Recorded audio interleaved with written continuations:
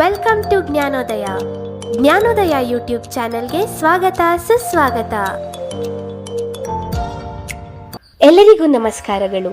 ಗೌತಮ ಬುದ್ಧ ಮತ್ತು ಬೌದ್ಧ ಧರ್ಮ. ಮಾನವನ ಬದುಕಿಗೆ ಧರ್ಮವು ಒಂದು ಮಾರ್ಗದರ್ಶಕ ಶಕ್ತಿ. ಅದು ನೈತಿಕತೆ, ಶಿಸ್ತು, ಕರುಣೆ ಮತ್ತು ಜ್ಞಾನವನ್ನು ಬೋಧಿಸುತ್ತಾ ವ್ಯಕ್ತಿಯನ್ನು ಸನ್ಮಾರ್ಗದಲ್ಲಿ ನಡೆಸುತ್ತದೆ. ಜಗತ್ತು ಕಂಡ ಅಂತಹ ಶ್ರೇಷ್ಠ ಧರ್ಮಗಳಲ್ಲಿ ಶಾಂತಿ ಮತ್ತು ಅಹಿಂಸೆಯ ಸಂದೇಶವನ್ನು ಸಾರಿದ ಬೌದ್ಧ ಧರ್ಮಕ್ಕೆ ವಿಶಿಷ್ಟ ಸ್ಥಾನವಿದೆ. ಈ ಧರ್ಮದ ಸ್ಥಾಪಕರಾದ ಗೌತಮ ಬುದ್ಧರು ತಮ್ಮ ಜ್ಞಾನೋದಯದ ಮೂಲಕ ಮಾನವ ಕುಲಕ್ಕೆ ಕರುಣೆ, ಸಮಾನತೆ ಮತ್ತು ದುಃಖ ಮುಕ್ತಿಯ ದಾರಿಯನ್ನು ತೋರಿಸಿದ ಮಹಾನ್ ಚೇತನ. ಗೌತಮ ಬುದ್ಧರ ಜೀವನ ಪರಿಚಯ. ಗೌತಮ ಬುದ್ಧರ ಪೂರ್ವಾಶ್ರಮದ ಹೆಸರು ಸಿದ್ಧಾರ್ಥ. ಅವರು ನೇಪಾಳದ ಲುಂಬಿನಿ ವನದಲ್ಲಿ ಶಾಕ್ಯ ವಂಶದಲ್ಲಿ ಜನಿಸಿದರು. ಅವರ ತಂದೆ ಕಪಿಲವಸ್ತುವಿನ ರಾಜ ಶುದ್ಧೋಧನ ಮತ್ತು ತಾಯಿ ಮಾಯಾದೇವಿ. ರಾಜಕುಮಾರನಾಗಿ ಸಕಲ ಸುಖಭೋಗಗಳಲ್ಲಿ ಬೆಳೆದ ಸಿದ್ಧಾರ್ಥನ ಮನಸ್ಸು ಸದಾ ವಿಚಾರಶೀಲವಾಗಿತ್ತು. ಅವರ ಜೀವನಕ್ಕೆ ಮಹತ್ತರವಾದ ತಿರುವು ನೀಡಿದ್ದು ಅವರು ಕಂಡ 4 ದೃಶ್ಯಗಳು: ಮುಪ್ಪಿನಿಂದ ನರಳುವ ವೃದ್ಧ, ಕಾಯಿಲೆಯಿಂದ ಬಳಲುವ ರೋಗಿ, ಒಂದು ಶವ ಮತ್ತು ಪ್ರಶಾಂತವದನಾಗಿ ಕುಳಿತಿದ್ದ ಸನ್ಯಾಸಿ. ಈ ದೃಶ್ಯಗಳು ಸಿದ್ಧಾರ್ಥನ ಮನಸ್ಸನ್ನು ತೀವ್ರವಾಗಿ ಕಲಕಿದವು. ಜೀವನದ ದುಃಖಕ್ಕೆ ಕಾರಣವೇನು? ಇದರಿಂದ ಹೊರಬರುವ ದಾರಿಯಿಲ್ಲವೇ ಎಂಬ ಪ್ರಶ್ನೆಗಳು ಅವರನ್ನು ಕಾಡಿದವು. ಈ ಸತ್ಯವನ್ನು ಅರಿಯಲು ಅವರು ತಮ್ಮ 29ನೇ ವಯಸ್ಸಿನಲ್ಲಿ ಹೆಂಡತಿ, ಮಗು, ರಾಜ್ಯ, ವೈಭೋಗ ಎಲ್ಲವನ್ನು ತ್ಯಜಿಸಿ ಮಹಾಭಿನಿಷ್ಕ್ರಮಣ ಮಾಡಿದರು. ಹಲವು ವರ್ಷಗಳ ಕಠಿಣ ತಪಸ್ಸು ಮತ್ತು ಸಾಧನೆಯ ನಂತರ ಬಿಹಾರದ ಗಯದಲ್ಲಿನ ಬೋಧಿ ವೃಕ್ಷದ ಕೆಳಗೆ ಧ್ಯಾನಾಸಕ್ತರಾಗಿದ್ದಾಗ ಅವರಿಗೆ ಜ್ಞಾನೋದಯವಾಯಿತು. ಅಂದಿನಿಂದ ಸಿದ್ಧಾರ್ಥನು ಬುದ್ಧನಾದ. ಬುದ್ಧ ಎಂದರೆ ಜ್ಞಾನವನ್ನು ಪಡೆದವರು ಎಂದರ್ಥ. ಬೌದ್ಧ ಧರ್ಮದ ಮೂಲ ತತ್ವಗಳು. ಬುದ್ಧರು ಬೋಧಿಸಿದ ಧರ್ಮವು ಯಜ್ಞ, ಯಾಗ, ಮೂಢನಂಬಿಕೆ ಅಥವಾ ದೇವರನ್ನು ಕೇಂದ್ರವಾಗಿಟ್ಟುಕೊಂಡಿರಲಿಲ್ಲ. ಬದಲಾಗಿ ಅದು ಮಾನವನ ಆತ್ಮಶೋಧನೆ ಮತ್ತು ಆಂತರಿಕ ಶುದ್ಧತೆಯ ಮೇಲೆ ಕೇಂದ್ರೀಕೃತವಾಗಿತ್ತು.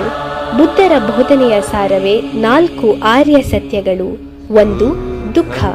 ಜಗತ್ತಿನಲ್ಲಿ ದುಃಖವಿದೆ. ಹುಟ್ಟು, ರೋಗ, ಮುಪ್ಪು, ಸಾವು ಎಲ್ಲವೂ ದುಃಖಮಯ. 2. ದುಃಖಕ್ಕೆ ಕಾರಣ. ಆಸೆ ಮತ್ತು ತೃಷ್ಣೆಯೇ ಮನುಷ್ಯನ ದುಃಖಕ್ಕೆ ಮೂಲ ಕಾರಣ. 3. ದುಃಖ ನಿವಾರಣೆ. ಆಸೆಗಳನ್ನು ತ್ಯಜಿಸುವುದರಿಂದ ದುಃಖವನ್ನು ನಿವಾರಿಸಬಹುದು. 4. ದುಃಖ ನಿವಾರಣೆಯ ಮಾರ್ಗ. ಧುಃಖವನ್ನು ನಿವಾರಿಸಿಕೊಳ್ಳಲು ಅಷ್ಟಾಂಗ ಮಾರ್ಗವನ್ನು ಅನುಸರಿಸಿಕೊಳ್ಳಬೇಕು. ಬೌದ್ಧ ಧರ್ಮದ ಪ್ರಮುಖ ಅಂಶಗಳು. ಅಹಿಂಸೆ. ಅಹಿಂಸಾ ಪರಮೋ ಧರ್ಮ ಎಂಬುದು ಬೌದ್ಧ ಧರ್ಮದ ತಳಹದಿ. ಯಾವುದೇ ಜೀವಿಗೆ ಹಿಂಸೆ ನೀಡುವುದನ್ನು ಈ ಧರ್ಮವು ಬಲವಾಗಿ ವಿರೋಧಿಸುತ್ತದೆ. ಮಧ್ಯಮ ಮಾರ್ಗ. ಅತಿಯಾದ ಭೋಗ ಜೀವನ ಅಥವಾ ಕಠಿಣ ದೇಹದಂಡನೆ ಎರಡೂ ತಪ್ಪು.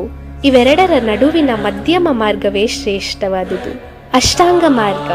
ಇದು ನಿರ್ವಾಣದೆಡೆಗೆ ಕೊಂಡೊಯ್ಯುವ 8 ದಾರಿಗಳು. 1. ಸಮ್ಯಕ್ ದೃಷ್ಟಿ, ಸರಿಯಾದ ತಿಳುವಳಿಕೆ. 2. ಸಮ್ಯಕ್ ಸಂಕಲ್ಪ, ಸರಿಯಾದ ನಿರ್ಧಾರ. 3. ಸಮ್ಯಕ್ ವಾಕ್, ಸರಿಯಾದ ಮಾತು. 4. ಸಮ್ಯಕ್ ಕರ್ಮ, ಸರಿಯಾದ ನಡತೆ. 5. ಸಮ್ಯಕ್ ಆಜೀವ, ಸರಿಯಾದ ಜೀವನೋಪಾಯ. 6. ಸಮ್ಯಕ್ ವ್ಯಾಯಾಮ, ಸರಿಯಾದ ಪ್ರಯತ್ನ. 7. ಸಮ್ಯಕ್ ಸ್ಮೃತಿ, ಸರಿಯಾದ ಮನಸ್ಥಿತಿ. 8. ಸಮ್ಯಕ್ ಸಮಾಧಿ, ಸರಿಯಾದ ಧ್ಯಾನ. ಬೌದ್ಧ ಧರ್ಮದ ಪ್ರಸಾರ. ಬುದ್ಧರ ಮಹಾಪರಿನಿರ್ವಾಣದ ನಂತರ ಅವರ ಶಿಷ್ಯರು ಮತ್ತು ಬೌದ್ಧ ಸಂಘವು ಧರ್ಮ ಪ್ರಚಾರವನ್ನು ಮುಂದುವರೆಸಿತು. ಮೌರ್ಯ ಸಾಮ್ರಾಜ್ಯದ ಚಕ್ರವರ್ತಿ ಅಶೋಕನು ಕಳಿಂಗ ಯುದ್ಧದ ಭೀಕರತೆಯನ್ನು ಕಂಡ ನಂತರ ಬೌದ್ಧ ಧರ್ಮವನ್ನು ಸ್ವೀಕರಿಸಿದನು. ಅವನು ತನ್ನ ಮಕ್ಕಳಾದ ಮಹೇಂದ್ರ ಮತ್ತು ಸಂಘಮಿತ್ರೆಯನ್ನು ಶ್ರೀಲಂಕಾಕ್ಕೆ ಕಳುಹಿಸಿದ್ದು ಸೇರಿದಂತೆ ಧರ್ಮ ಪ್ರಚಾರಕ್ಕಾಗಿ ಧರ್ಮ ಮಹಾಮಾತ್ರರು ಎಂಬ ವಿಶೇಷ ಅಧಿಕಾರಿಗಳನ್ನು ನೇಮಿಸಿ ಬೌದ್ಧ ಧರ್ಮವನ್ನು ಭಾರತದಲ್ಲಷ್ಟೇ ಅಲ್ಲದೆ ಚೀನಾ, ಜಪಾನ್, ಟಿಬೆಟ್ ಮತ್ತು ಆಗ್ನೇಯ ಏಷ್ಯಾದ ದೇಶಗಳಿಗೂ ಹರಡಲು ಕಾರಣನಾದನು. ಬುದ್ಧರ ಕೊಡುಗೆಗಳು.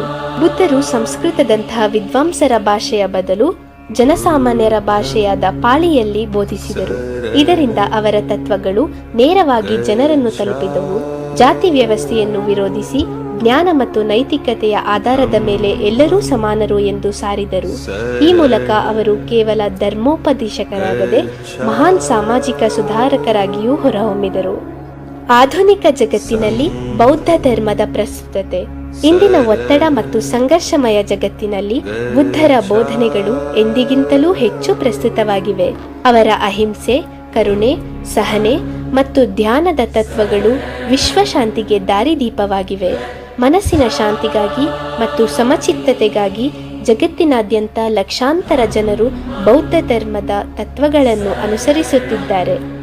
ಗೌತಮ ಬುದ್ಧರು ಕೇವಲ ಒಂದು ಧರ್ಮದ ಸ್ಥಾಪಕರಲ್ಲ, ಅವರು ಮಾನವೀಯ ಮೌಲ್ಯಗಳ ಮಹಾನ್ ಪ್ರತಿಪಾದಕರು. ಅವರು ಬೋಧಿಸಿದ ಶಾಂತಿ, ಸಹಿಷ್ಣುತೆ ಮತ್ತು ನೈತಿಕತೆಯ ಪಾಠಗಳು ಸರ್ವಕಾಲಿಕ ಮತ್ತು ಸಾರ್ವತ್ರಿಕ.